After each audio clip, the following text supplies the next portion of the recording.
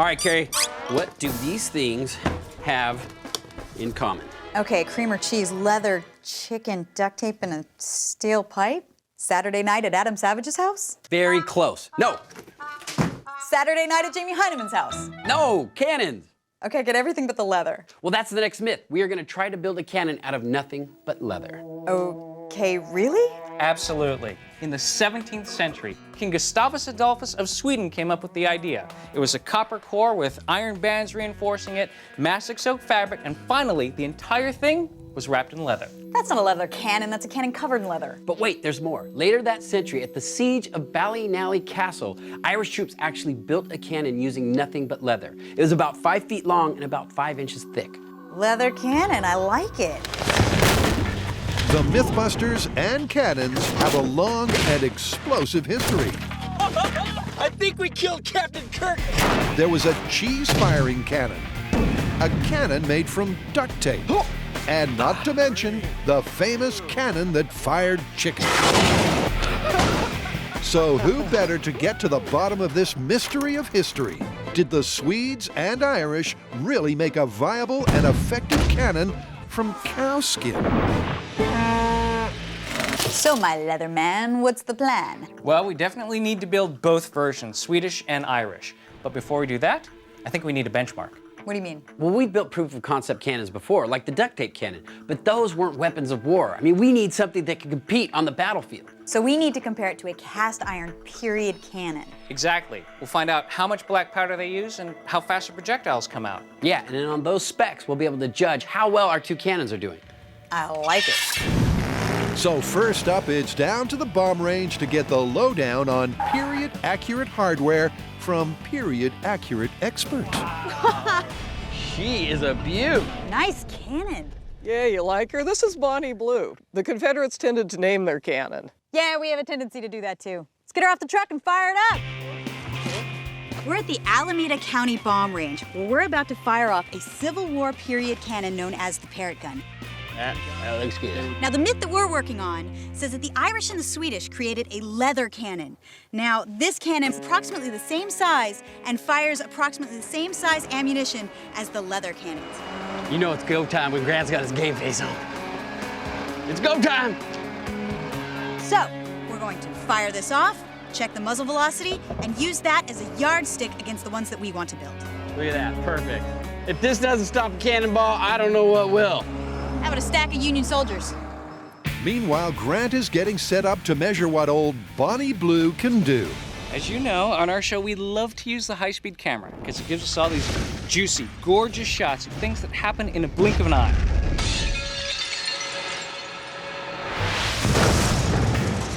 But today, it's going to be a scientific tool. Come on, let me show you. So we've aimed the high-speed camera at this scale, which is set up next to the cannon. It has 1-foot increments. Given a known frame rate, we can count how many frames it takes for a cannonball to cross one of the increments. That will give us the cannonball's speed, which will form the benchmark for how well our Swedish and Irish cannons perform. Okay, let's talk black powder. Firing off the cheese cannon, maybe this much black powder. Clear. Duct tape cannon, maybe this much. Vent. Vent. And when we blew off Buster's leg, maybe that much. Vent. Vented. This is 6 ounces of black powder. That is what we'll be firing in our parrot gun. Gun is loaded. All right, muzzle velocity test on your go. 3, 2, 1. Fire. Good shot! That thing split it! Look at that. Oh, bullseye! It is. Nice shot. So the whole point of today's experiment was not to find out whether that cannon fires. We know it does. Oh, there it is. 7 frames in a foot. That equals... The point is to find out how fast a real cannon could fire a cannonball of the same size that the Swedish and Irish leather cannons were supposed to have fired. Okay, I believe we have 389 miles per hour. And we have that answer, 389 miles per hour. So that's the benchmark. If the team can get their mythical leather cannon to fire that fast, there could be some fact to this historical fable.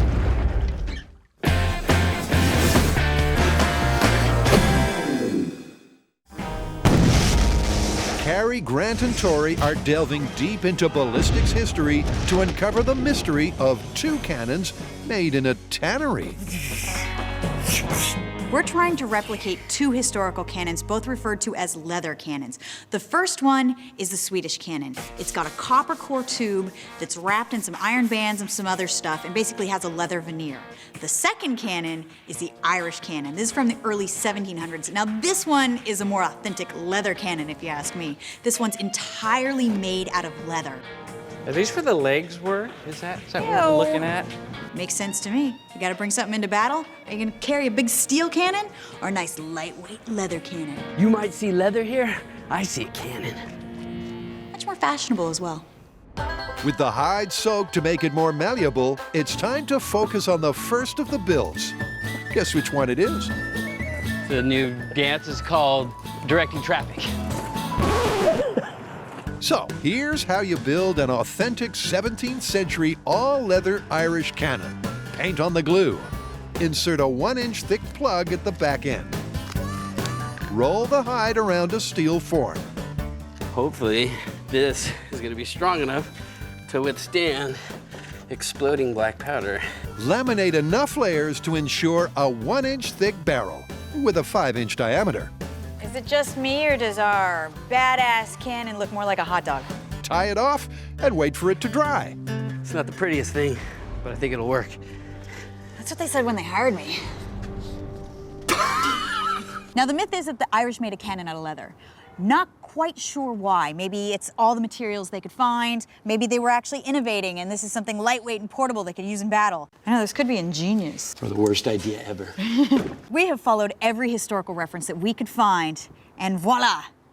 This is our leather cannon. I'd actually like to also cut off the end, just to make it so it has like a little clean exit. You would want to cut off the end. Yeah, and if it works, really cool historical tidbit. And if it doesn't, I guess it's just a whole load of blarney. With the Irish cannon wrapped up and ready to blow, Grant, in a more culturally sensitive fashion than Tory, is going to give us the background on the Swedish cannon. No flat-pack furniture or meatballs anywhere. Now, in the 1600s in Europe, everybody had pretty much the same design for cannon. Giant cast iron. Unfortunately, these cannons were incredibly heavy and cumbersome, and it took several men and several horses just to move them into position. Along came the King of Sweden, King Gustavus Adolphus II, who had a brand new idea for an army that was incredibly mobile, that could deploy quickly. He threw out this idea of a cannon and came up with something that was lighter and more portable. Now, in truth, there wasn't much leather in a Swedish leather cannon. In fact, it had a thin-walled copper tube for its barrel. It's a basic sawed-off leather cannon with a brass plug on the end. That was covered with several layers of canvas soaked in mastic. What the heck is mastic? Well, it's a type of resin. Now, we don't have mastic, but what we do have is a 2-part epoxy resin. On top of that were 4 iron bands to reinforce it. Then more canvas and mastic. And then paint another layer. That way it gets embedded. And when it hardens, it's gonna be very strong. And finally, on the top was leather. Now, it was called a leather cannon, but in fact, it was a hybrid. It had a metal barrel. The important thing is that it was lightweight and mobile. Mobile, you say? Well, with these wheels, they can roll on down to the bomb range, Charge! where we'll find out whether these mythical cannons, built to spec, could have really worked. All right, so here's where we're at. So far, we've tested out the Parrot rifle, which is an all-metal barrel cannon. We found out how fast that can fire a cannonball. 389 miles per hour. Wow. Now what we're gonna do is test out the Swedish leather cannon, in which most of the metal of the barrel has been replaced by other materials to make it lighter. Woohoo! Let's go to battle! Then we'll move on to the Irish leather cannon, in which it's all leather, no metal whatsoever. That's the one problem with putting water in the barrels. It's a little messy. Hey, we could do some mud wrestling later. On up high. So, using the muzzle velocity of the Parrot rifle as a benchmark, The team are about to find out whether the mythical leather cannons were the real deal or a Hyde hoax. It's the Swedish mud dance. Lipsen intuition. And with the remote control ignition in place, the boys bring in the boom-making black powder. All right, folks, what I have here is 6 ounces of black powder. This is what we're gonna be using to propel our cannonball. Now, when we fired the parrot gun, it was traveling at 389 miles per hour. That is fast. The same amount of energy, it would be like hitting a baseball going 1,200 miles per hour. Folks, this is something you do not want to play with. However, we're about to now. All right, who ordered the super burrito with extra gunpowder? Give me that. So with a firm grip on the explosive potential involved and all of the technical jargon, Okay, where's the pokey stick? the team lock and load. Venting. All right, loaded. It's pretty hard to predict what's gonna happen here. Okay, I can feel that in the powder. I think that we might have a pipe bomb. This is very exciting. We have our Swedish cannon built and we are about to test it. Now, we made it as period accurate as we possibly could, looking through all the books in history on how they built it. Now it's time to test whether or not this is gonna work. What do you think about that aim? I think it looks pretty good. Is it gonna fire the cannonball? I don't know. If it does work, how cool is that? If it doesn't, it just it explodes, that's pretty cool too. Okay, I'm gonna go hot. You ready? I'm ready. Fire in the hole! This is Swedish cannon in 3, 2, 1. Yeah! Look at that, it worked. Or did it? Now, we came out here, some of us thought that this was going to shoot off like a cannon. Some of us thought it might explode. Pretty much did both. Holy crap. Look at this. It just completely blew out the back end. Well, one-shot wonder. We actually had the cannonball shoot out of one end while the end bits shot out the other. Yeah, it's not looking too good. But a quick assessment of the targets and the team are much more positive. Hey, it did the job. Come Yeah. on, give it up for the Swedish cannon. It didn't make it through the sandbags, but it did make it through the second barrel. And once the numbers are crunched, it gets even more interesting. So we tested our Swedish cannon with the same size and weight cannonball, the same amount of black powder. Okay, so that's 3 frames at 2,000 frames per second, right? Mm-hmm. All right, that is crazy, but I am getting 667 feet per second, which is over 450 miles an hour. That's 50 miles an hour faster than our parrot gun. What? And I've got to say, its performance was equal to or a little bit better than the all-metal cannon. It had a muzzle velocity that was higher. Maybe it was a tighter pack, so that way it shot the ball faster, who knows? We only missed the X by that much. Minor problem, we blew out the breech, but bear in mind, this was our first attempt to make this type of cannon. I'm sure the Swedish didn't get right the first time. So as far as a battlefield weapon, the Swedish cannon had superior maneuverability with very good accuracy. Unfortunately, longevity could be a problem. And as it turns out historically, it was. So in the context of the Parrot Rifle Performance Benchmark, the lightweight hybrid cannon matched up. Which just leaves the Irish question. Wheels came off. Good sign. I know what you're thinking. Whoa. It looks like a giant hot dog on wheels, but it is, in fact, our Irish leather cannon. And we built it exactly the way our research said. 1-inch thick barrel, nothing but leather. I think it could work. Tell me when you like it. Pretty good right there, yeah. Okay. Now it's time to load it up, fire it off, and see if it does, in fact, shoot like a cannon. This is gonna be funny. So we've got 6 ounces of black powder, All right, ready to load? Black powder. a 3-pound cannonball, Ooh, that's nice and tight. and a barrel that's 1 inch thick of leather. You add all that up, I think you're gonna get boom. All right, everybody clear muzzle from now on. This whole idea of building a cannon out of leather, it's absurd. Run away! Loaded. But I mean, if you're desperate and that's the only material you have available to you, I guess, sure, why not try it? But I mean, we know how powerful exploding black powder is. Come on, Irish leather cannon. All right, this is Irish leather cannon. Ready? The forces involved. I mean, is a 1-inch wall of leather gonna be enough to contain it in order to launch this cannonball? Fire in the hole! I'm very curious to find out. In 3, My feeling is it's probably not gonna work. 2, 1. Whoa! Nice! Look what happened. Look where the cannonball is. It's like 2 feet above it. It was more dangerous to be behind this cannon than in front of the cannon. Yep, it's pretty clear the Irish cannon failed on all counts. The back end blew out, and even with modern glue, the barrel unraveled, so the guys can't even try again.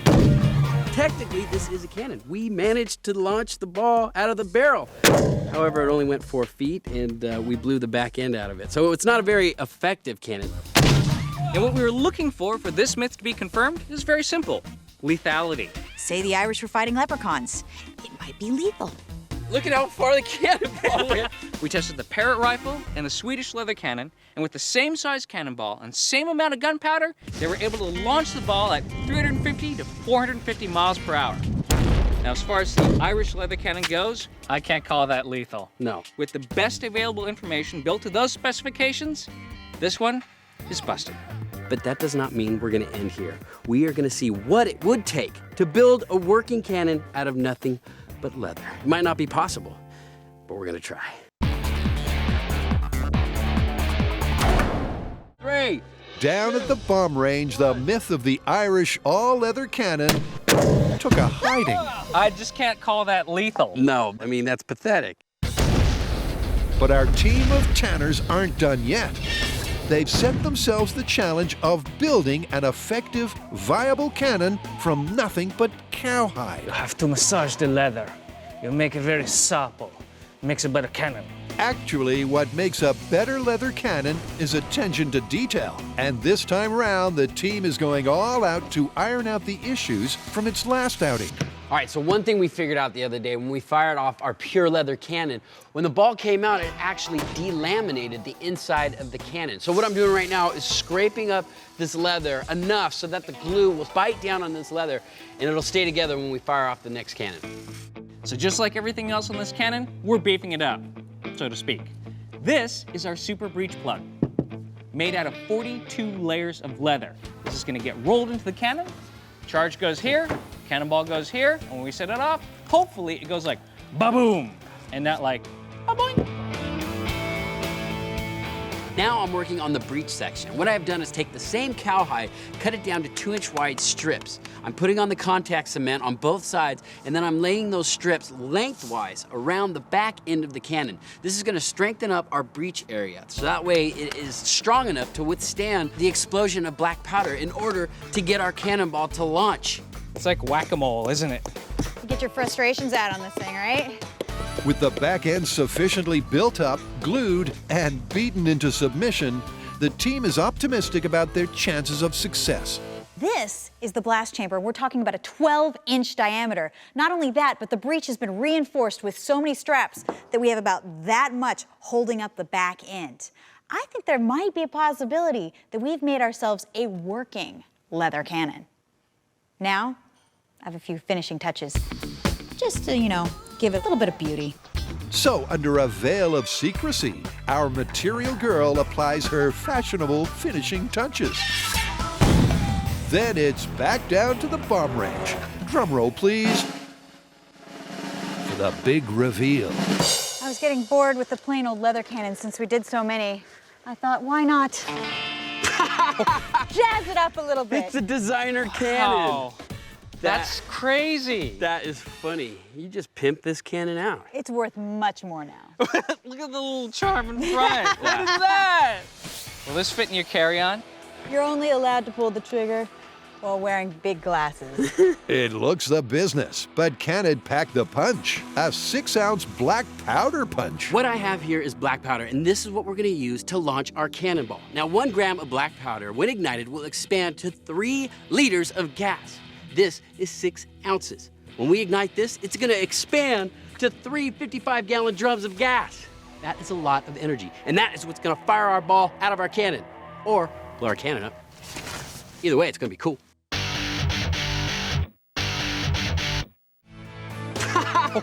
Kari, Grant, and Tory are about to find out if leather can be a lethal cannon. This is our target. We have a barrier of milk backed by a triangulation of 3 water barrels. Why milk? Well, because it's gonna look really cool on high speed when our cannonball crashes into it. And speaking of high speed, with the aid of the high speed and this scale here, we're going to be able to catch the velocity of the ball and see if it matches our parrot gun. And finally, here we have our designer-inspired, ultimate, completely reinforced, 100% genuine leather cannon. If only the Irish had something this stylish at the siege of Ballynally Castle. Well, who knows if the cannon would have exploded, but at least they'd be fighting in style. However, it's not style, but performance substance that ultimately matters. Remember, the benchmark we're using is the Parrot rifle's muzzle velocity of 389 miles per hour. Plus, it has to be capable of multiple successful firings. Oh man, this is the prettiest cannon I've ever seen. Kari's disguised her cannon as a purse. All it needs now is Jamie's favorite slippery solution. I saw this on Dirty Jobs once. Really? Yeah. Except for it was a cow, wasn't it? Yeah. Whatever. Don't worry, Betsy. So, why are we lubing up the barrel? Well, the last time we tried the Irish leather cannon, built to historical specifications, the cannonball had a difficult time getting out of the barrel, and it delaminated the innermost layer.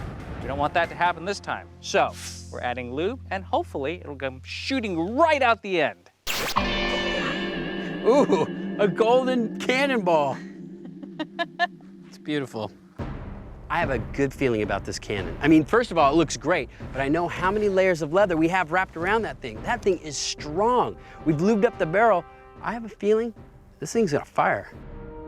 You in? Yep. That's it. Okay. Let's do it. I think we have a very good chance, 80% at least.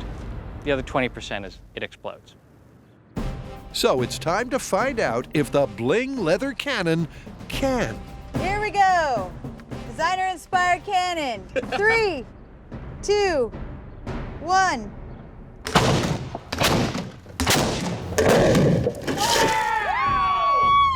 worked! 100% leather. We can fire that again. And it's gonna blow up. Woo! We did it. We made a leather cannon.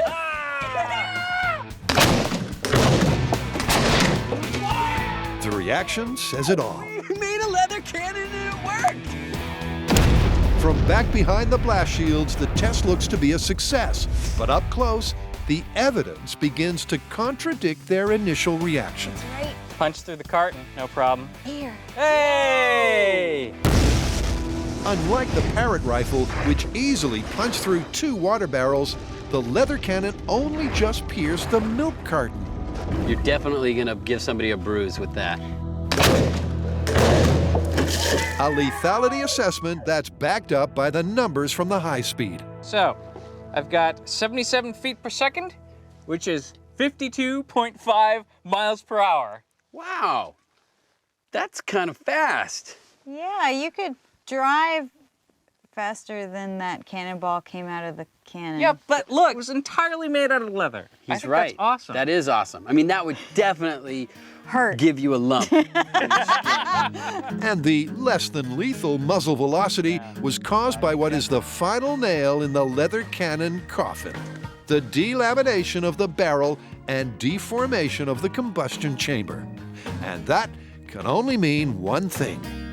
It looked like it was going to be plausible for a second there, but if you can only get one shot out of it, I think this one's busted. Busted.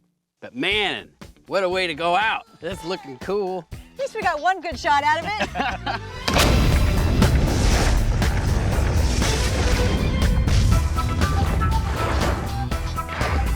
it. Leather, it's good for fashion, not good for artillery.